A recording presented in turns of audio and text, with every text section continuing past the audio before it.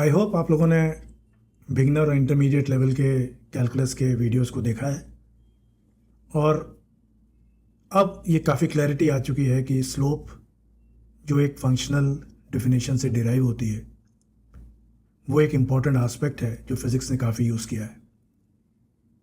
जब हमारा इंटरवल बहुत छोटा हो जाए, फॉर एग्ज़ाम्पल टाइम का इंटरवल डेल्टा टी से टी टी हो जाए और तब चला गया डिस्टेंस डेल्टा वाई से डी वाई हो जाए, तो इसी को d y by d t यानी स्पीड यानी स्लोप किसी एक पॉइंट पे डिफाइन करते हैं। इसी स्लोप में थोड़ा हम आगे चलते हैं अब, क्योंकि हम स्लोप कई जगह देखेंगे फिजिक्स में और थोड़ा डिस्कशन स्लोप पे और डिटेल में करना इसलिए ज़रूरी है। अपने स्कूल लाइफ में आपने ये ग्राफ्स देखे होंगे जिसमें x और y एक्सेस पे y is equal to m x plus c type की ग्राफ आए होंगे सामने। इसी को स्ट्रेट लाइन यानी लीनियर ग्राफ्स कहते हैं और ये हिस्सा इंटरसेप्ट यानी सी के बराबर है और जो स्लोप है वो ये theta tan theta is m यानी स्लोप। नाउ फिजिक्स में कई सिचुएशन ऐसी होंगी जो इस तरह का बिहेवियर मिलेगा।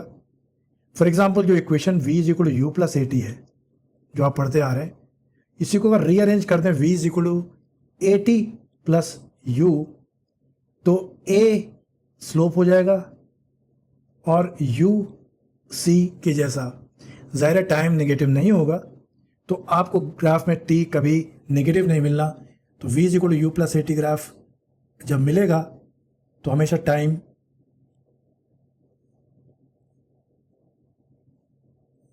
नेगेटिव नहीं होगा, तो यहां से शुरू होगी गाड़ी और इस तरह का ग्राफ मिलेगा। अब अगर स्लोप यानी m पॉजिटिव है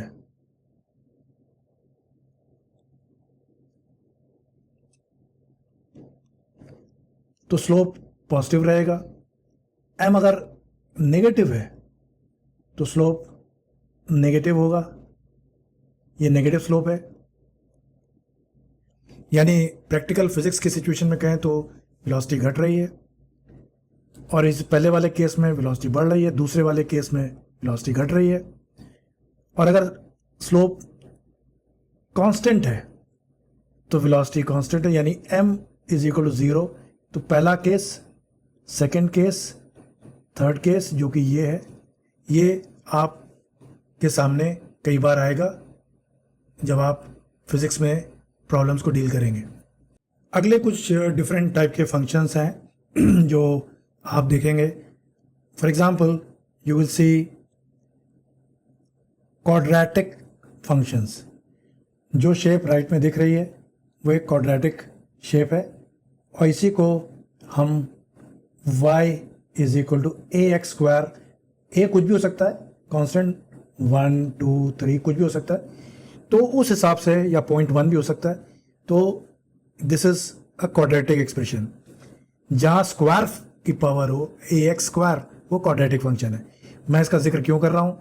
क्योंकि फिजिक्स में बहुत जगह आप s is equal to u t plus half a t square type का रिलेशनशिप यानी फंक्शन देखोगे। तो उस केस में आपको कुछ इस तरह के ग्राफ मिलेंगे।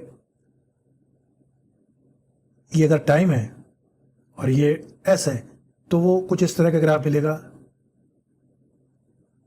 टाइम नेगेटिव नहीं हो सकता तो लेफ्ट साइड नहीं रहेगा और इस तरह के ग्राफ को हम जब एनालाइज करेंगे तो ये क्वाड्रेटिक फंक्शन एनालिसिस होगा। तो ये दूसरे तरह के ग्राफ मिलने वाले हैं फिजिक्स में। और इसमें देखने वाली बात यह है कि अगर a इंक्रीज करेगा तो ये पैराबोला थिनर हो जाएगा। नेचुरली अगर for example y is equal to 1x square है और फिर y is equal to 2x square है या y is equal to 3x square है तो y की वैल्यू तेजी से बढ़ेगी, तो पैराबोला यहाँ से होने के बजाय ऐसे होने लगेगा। और अगर a कम करोगे 3 से 1 जाओगे तो ये ऐसे फैलने लगेगा। तो ये हमें समझने की ज़रूरत है। और अगर a नेगेटिव है तो ये पैराबोला फिर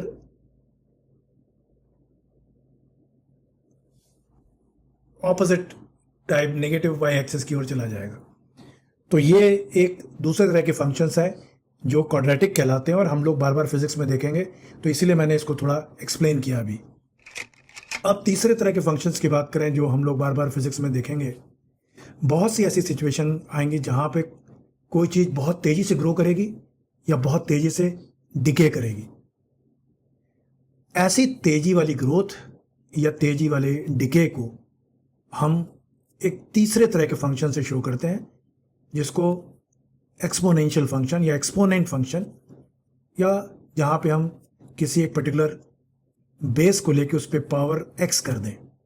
अब ये देखो, ये एक्सपोनेंशियल फंक्शन है और y to the power a power x, a कुछ भी हो सकता है, a 1 हो सकता है, तो ये y is equal to 1 to the power x यानी y इज इक्वल टू 1।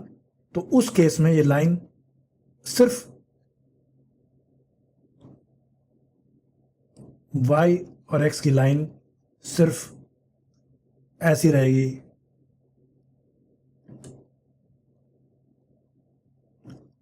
और अगर ये a चेंज होता है तो फिर ये ग्राफ अलग तरह से दिखने लगेगा। y अगर 2 टू पावर x है तो x1 पे y2 हुआ, x2 पे y4 हुआ, x3 पे y8 हुआ, तो हमें ग्रोथ बड़ी तेजी में दिख रही है। लेकिन अगर a3 है तो x1 पे y3 हुआ, x2 पे y9 हुआ, x3 पे y27 हुआ। तो जैसे जैसे a बढ़ता है वैसे वैसे ग्राफ, एक्सपोनेंशियल ग्राफ और स्टीप हो जाएगा, जो फ्लैट था उससे और स्टीप होने लगेगा। और अगर a 1 की ओर जाता है तो हमने देख लिया फ्लैट, और अगर a फॉर एग्जांपल 0 से 1 की ओर जाए तो ये फिर जो हॉरिजॉन्टल लाइन है उसकी ओर मूव करने लगता है। तो हम इस तरह के एक्सपोनेंट ग्राफ कई जगह फिजिक्स में देखेंगे, और 3 सिचुएशंस हैं। वो तब जब a 0 से 1 के बीच में हो, या a 1 हो, 1 पे तो फ्लैट, और अगर a जैसे जैसे बढ़ता है वैसे वैसे ये स्टीप होने लगता है, लाइक दिस, ऐसे। और अगर a 0-1 के बीच में है तो ये 1 वाली लाइन के करीब आने लगता है। तो हमें ग्राफ के इस बिहेवियर को थोड़ा समझना होगा। अगर आप इसको प्लॉट करके देखेंगे तो आपको आसानी होगी समझने में। a को 1 लीजिए, प्लॉट करिए, a को 2 लीजिए, प्लॉट कीजिए, 3 लीजिए, प्लॉट करिए, उससे एकदम क्लैरिटी आ जाएगी दिमाग में। और ये जब ग्राफ सामने आएंगे फिजिक्स में तो एक जो फियर है वो नहीं रहेगा। तो हम इन सिचुएशंस को बाद में देखेंगे।